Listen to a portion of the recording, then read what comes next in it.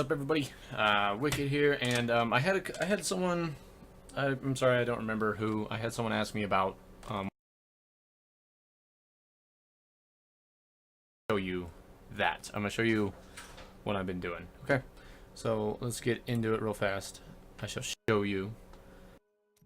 Jump into the game here real quick. He's only level 57. I didn't get the chance to play the beta at all, with the Necromancer or anything like that. So, I'm nothing great. So this is just Act 5. Alright, so pretty much everything that I'm running is all pets. Everything down here is all pet. Completely, except for like my bone spikes. That's the only thing that is not pets. And basically, the way I set this up, I'm using the blood spikes. I was using a whole bunch of stuff at first, but whenever the bodies are left behind, let me kill these guys real quick.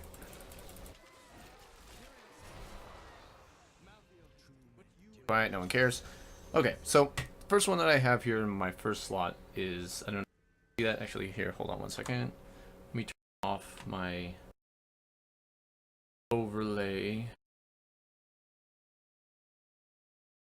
Okay, there it is.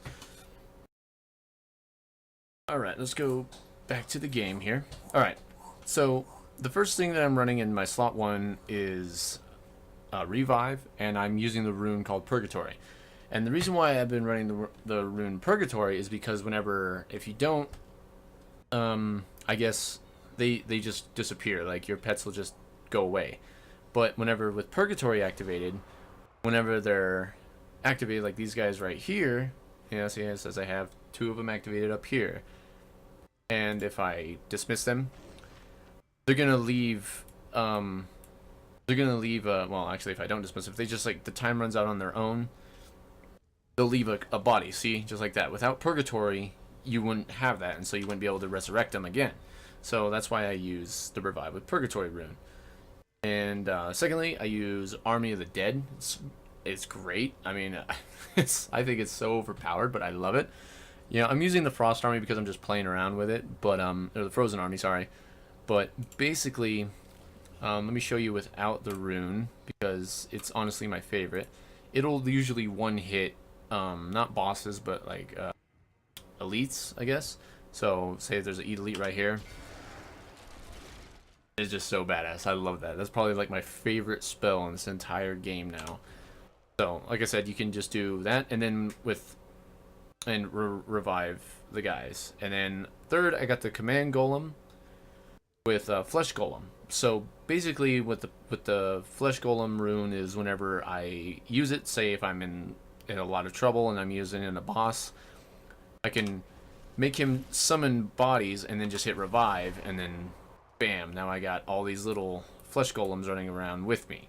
So complete, like I said, pet build. And then for my secondary here, for my right click, I use the Skeletal Mage with Gift of Death rune. So basically with these guys, obviously, they're going to do that. Buy these guys again. So whenever he runs out, because he's on a timer, he's going to leave behind a body. So I can turn him into a skeletal warrior. You can have up to 10 pets running around with you, I guess. So that's why I do that. That's why I've been using those, So, yeah.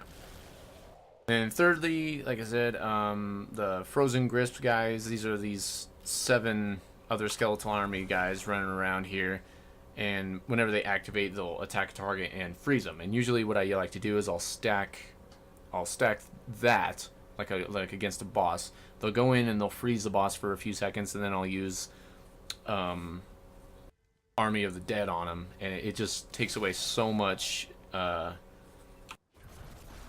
their life that they don't know. Well, yeah. Because I'm sure you guys saw me use that with Diablo in my first video. So, like I said, then also with my left is just to refill my essence, which is the bone spikes, and they're all pretty cool. And then you can just keep doing this each and every time, because it doesn't use any essence that I've noticed. I'm sure that'll probably change. They'll nerf the shit out of the Necromancer, because that's just what Blizzard does. And yeah, like I said, if these guys go away, I mean, they steamroll through everyone. And I have my I had to change my difficulty up to expert because he just steamrolls through everybody, and then I got color to black because it's crazy. But yeah, I mean, you can just have, what is it, 18 pets right there, 18 not including the Templar, so that's 19, and then 20, 21, 22, 23. 23 pets running around with you at any given time. And then whenever these guys run out, like I said, revive them again. And you just keep going. It's just a huge vicious cycle. So, I mean, yeah, you kind of have to like steer clear. But then let's also talk about like the passive skills that I have.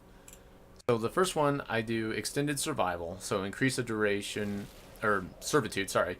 Increase the duration of your skeletal mage and revive minions by 25%. So you get a quarter more time with your minions. And I figured like this was like the perfect rune for a pet build. So that's why I went with that. Second, the swift harvesting. Increase the attack of bone spikes or siphon blood or grim scythe by 15%. So just attack speed, just so I can get my essence up faster. That's all that is.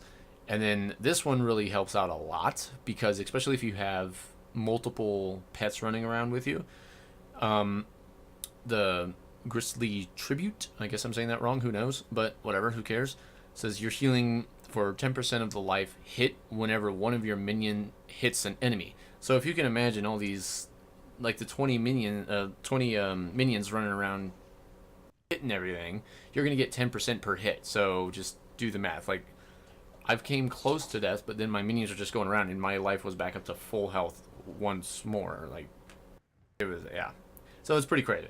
So anyway, guys, this is a short little video of the spells that I've been running and like the build that I've been doing. Like I said, these are all everything. Like I haven't even touched any of the Death Nova stuff. Nothing. I mean, I just wanted to do just a complete pet build first, and then I'll start branching out whenever I start getting into Paragon. You know, I'll start branching out, making him a different build. Like I thought about doing like a poison necromancer and just seeing how that works, and or a blood necromancer and with no pets at all, because they have what I like is like a standalone, like increase armor by 100%, reduce 10% for each active minion.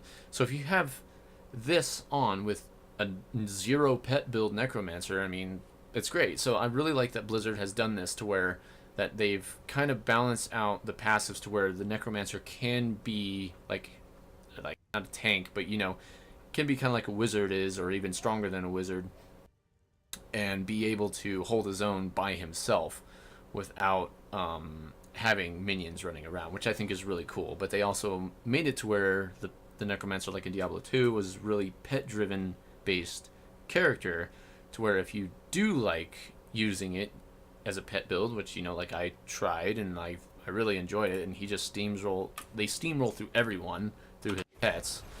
So I mean, I don't know, it's just great. I don't know what else to say really, but I absolutely love the necromancer. It made me start gaming again, because all the games that I have recently, I was kind of like done.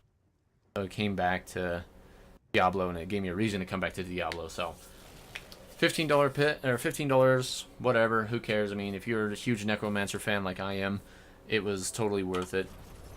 And yeah, it's just absolutely fun game, and I can't wait to play with any other builds.